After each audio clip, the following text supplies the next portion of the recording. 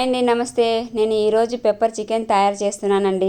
ఇది మామూలుగా మన చికెన్ కర్రీ, చికెన్ ఫ్రై అలా కాకుండా ఒకసారి ఇలా ట్రై చేయండి. చాలా బాగుంటుంది, చాలా టేస్ట్ కూడా ఉంటుంది. మనం ఎప్పుడు మామూలు రొటీన్గా అలాగే తింటుంటాం కదా, ఒక్కొక్కసారి ఒక వెరైటీగా చేసుకుందాం. ఏమైతే మనం తినడానికే కదా అని నేను ఒకసారి ట్రై చేస్తున్నాను.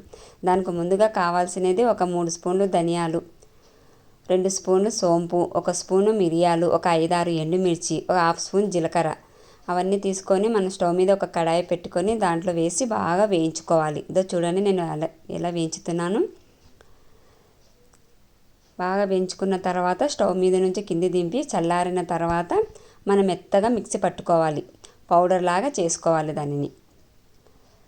పౌడర్లా చేసుకున్న తర్వాత దాన్ని పక్కన పెట్టేసి మనం స్టవ్ మీద ఒక కడాయి పెట్టుకొని చికెన్కి సరిపోయినంత ఆయిల్ వేయాలి. నేను 1/2 కిలో చికెన్ తీసుకున్నానండి. ఒక 3-4 స్పూన్ల ఆయిల్ వేసుకున్నాను. తర్వాత ఆయిల్ హీట్ అయిన తర్వాత దాంట్లో బిర్యానీ ఆకు, చెక్క, లవంగాలు వేసిన తర్వాత మనం కడిగి పెట్టుకున్న చికెన్ వేసి దాంట్లో రుచికి సరిపోయినంత ఉప్పు, కొద్దిగా పసుపు వేసి బాగా కలుపుకోవాలి. కలుపుకున్న తర్వాత ఒక మీడియం సైజ్ గ్లాస్ పైన వాటర్ పోసుకొని బాగా ఉడికించుకోవాలి. ఒక 5 నిమిషాలు మూత పెట్టుకుంటే ఆ సన్న మంట మీద చికెన్ అనేది బాగా ఉడుకుతుంది. బాగా ఉడికిన తర్వాత దాంట్లో కొద్దిగా కారం వేసుకోవాలి. కొంచెం స్పైసీ కావాలంటే కొంచెం కారం వేసుకోవచ్చండి. లేదనుకుంటే చాలు, మనం ఆ పౌడర్లో వేసుకున్నాం కదా ఎండుమిర్చి, అదే కారం అయినా కూడా చాలు, సరిపోతుంది.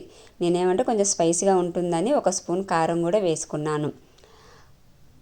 వేసుకొని కలుపుకున్న తర్వాత ఆ నీళ్ళన్నీ దగ్గరకు అయిన తర్వాత మనం పౌడర్ చేసి పెట్టుకున్న ఆ పెప్పర్ పౌడర్ని ఆ చికెన్లోకి వేసుకోవాలి. ఒక 3 స్పూన్లు వేసుకోవచ్చండి. ఎందుకంటే మంచి ఫ్లేవర్ బాగా అనిపిస్తుంది. ఏం ఘాటు ఉండదు, సోంపు వాసన ఉండదు.